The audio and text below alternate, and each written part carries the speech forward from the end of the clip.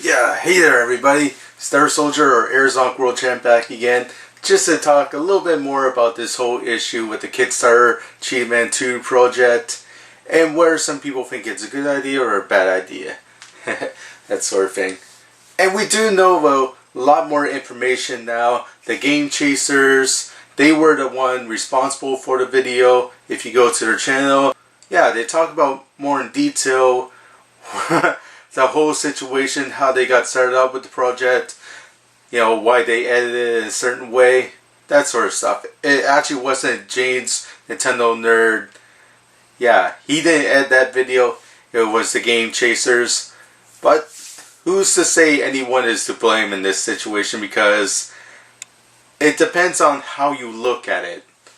Are people being ripped off? Is it a scam? Well, let's look at some issues first. Okay, the Archfiend, he made a very popular video. A lot of it's getting some likes, a lot of dislikes. It's very polarizing, let's just say that. And in his video, he said that, okay, Mike Matei and James admit it was a scam. You can actually see it in bold letters in the title. But is that what Mike Matei actually said in his comments? Okay. Before the comments were all taken down, Mike Matei of the James Nintendo Nerd channel was saying some comments about how they don't, or he doesn't agree with the project anymore. Why do these people need $60,000 to make a game that's already fits on the internet? Okay, the issue with that is Great Pavage is actually getting the original developer of the Cheetahmen 2 game, and they're going to make a patch, fits up the game, put it on their own cartridges, labels, and boxes, and then, yeah, sell it to public. And that's what the whole Kickstarter project was for. Craig Pavich actually wanted to cut costs of releasing his own Cheetahmen 2 game. Now, yeah, a lot of arguments will say, well, Great Pavich is rich already, why doesn't he just release the game itself? Well, then he would have to charge like hundreds of dollars for it, just like he did with the Creation game. But this way, he actually gets to recover some of his costs and making, developing, and maybe putting these games somewhere else. I don't know all the costs that go into developing a game, but I'm pretty sure it's not cheap, especially if you're making your own cartridges. And that's a different issue than putting a ROM hack on the donor card. Say, you know, I take a game here, it has a proper circuit board, you can actually match with Cheetahmen 2. You download and solder the ROM chip onto that card, boom, it's a Cheetahmen 2 card. But it's not a legitimate cartridge, it's actually reproduction, because the FITS one you see on the internet is probably not the one that was actually done by Mario Gonzalez, original producer of the Cheetahmen 2 game, where this one you see on the Kickstarter program is actually going to be FITS by Mario Gonzalez, and actually published and released by Active Enterprises. You know, the president, Great Pavich, he actually works for Active Enterprises. So it's going to be a legit cartridge. Okay, and what other concerns are there? Okay, Mike Matei, he made all those comments, but it was also taken out of context because it wasn't James Nintendo Nerd's video. It was the Gamechasers. They probably had a bit more insight into what's all going on, and James, who knows what he was doing at the time. Maybe like going to different conventions. I know he went out to Canada just recently. He's a busy dude, so he probably doesn't know all the information, and neither does Mike. And they probably jumped the gun. They saw these comments and said, okay, we better calm everybody down.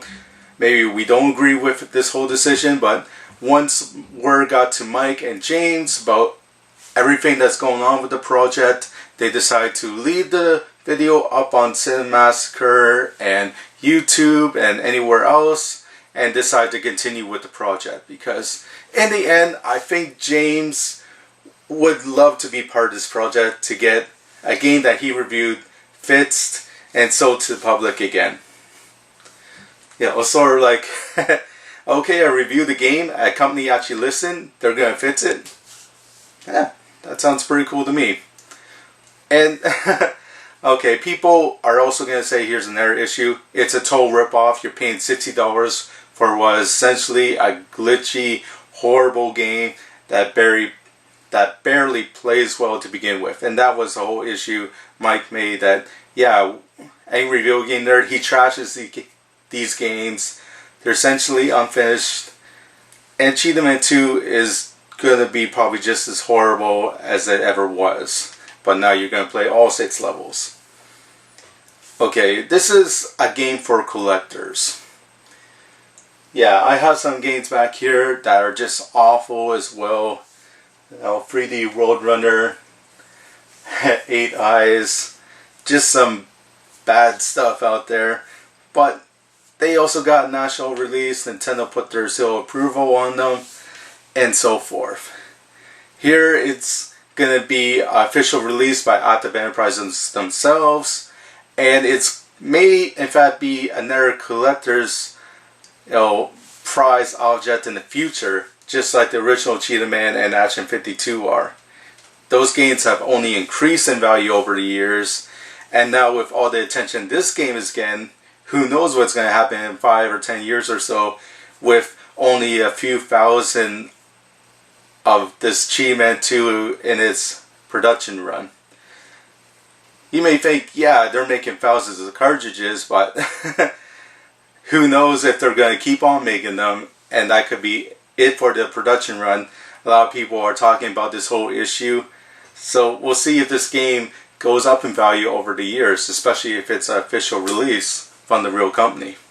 Okay, and what's another issue people are bringing up here? It's all pretty silly. Like, people can go to the Kickstarter program, see all the details. They can go to CheetamenGames.com. They can understand why this project got off the ground to begin with.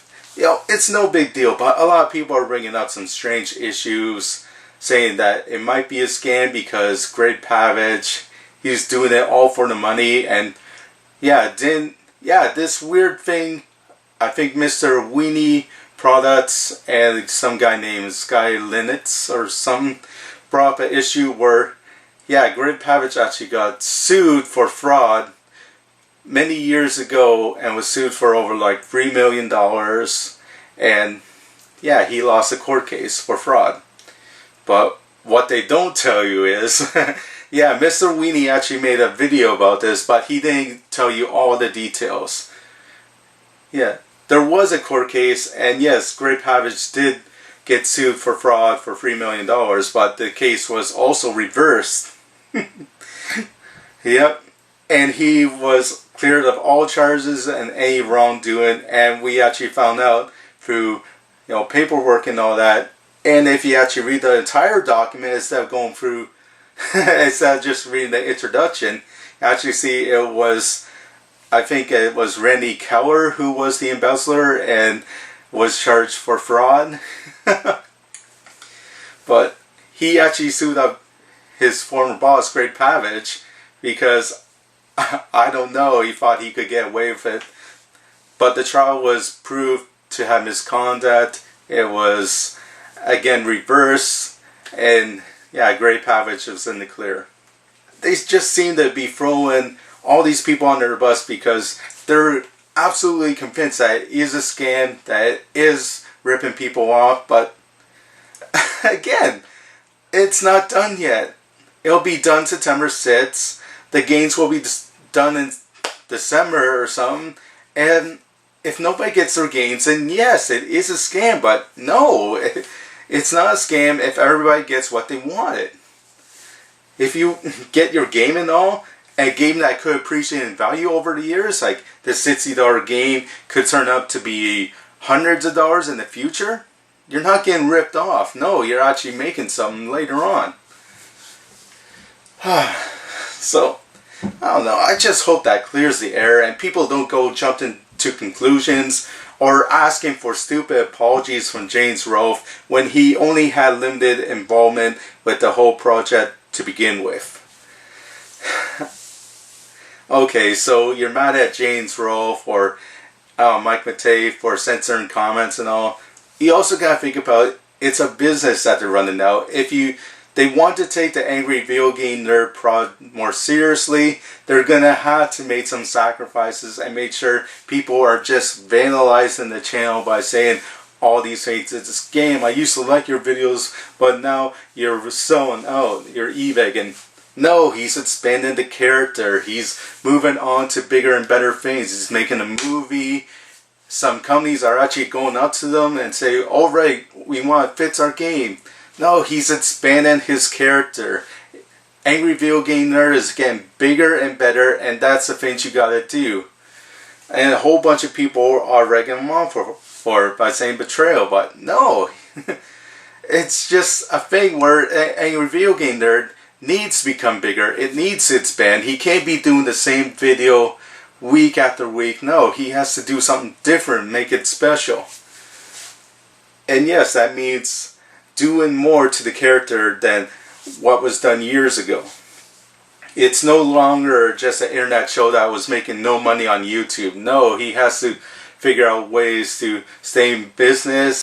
And yeah, he pays a lot of bills on his main website, Sin Massacre, so he has to cover costs somewhere.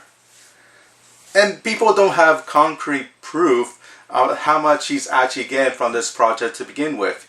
He might be getting a free game out of the deal, or maybe he's getting nothing at all, because we know that the 65 grand, if it actually reached that Kickstarter goal, James Rolfe is going to get zero from it.